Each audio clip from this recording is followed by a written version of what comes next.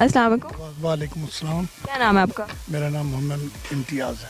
اچھا, کیا کرتے ہیں آپ؟ میں ریٹائرڈ ہوں.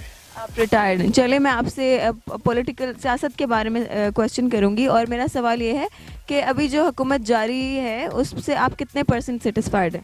دیکھیں, یہ جہاں تک سیٹسفیکشن کی بات ہے تو یہ ابھی تک کوئی آؤٹ پٹ نہیں دے سکے, لیکن میں یہ سمجھتا ہوں کہ انہیں کم از کم 1.5-2 سال کا ٹائم دینا چاہیے تاکہ ان کا کوئی پتہ چلے کہ کیا ویژن ہے, کیونکہ اگر ان کو ہٹائیں تو پھر وہی کلاس سامنے آ جائے گی جو گزشتہ 70 سال سے رول کر رہی ہے, اور ان سے کسی بہتری کی توقع نہیں ہے. کم از کم یہ ہے کہ ان کے دور میں جو ان کے لوگ کسی معاملے میں انوالو ہیں تو ان کو چیک تو کیا جا رہا ہے. تو آپ کے خیال میں جو جتنی بھی حکومتیں گزر چکی ہیں ان میں سے کامیاب کون رہ چکا؟ میرے خیال میں اگر آپ پولیٹیکل سینس دیکھیں تو کوئی بھی کامیاب نہیں ہوا.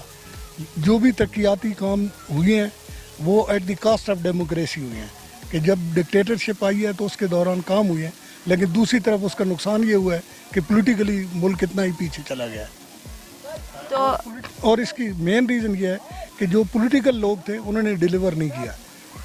کوئی میسج آپ ہمارے حکمران کو دینا چاہیں جو کہ ہماری ملک کے لیے ہونے چاہیے, کوئی چینجز جو آپ چاہتے ہیں as a citizen of Pakistan? ان حکمرانوں کے لیے یہی ایک کام ہے کہ یہ سب سے پہلے اس بات پہ توجہ دیں کہ جو جن لوگوں نے کرپشن کی ہے ان سے وہ پیسہ وصول کیا جائے.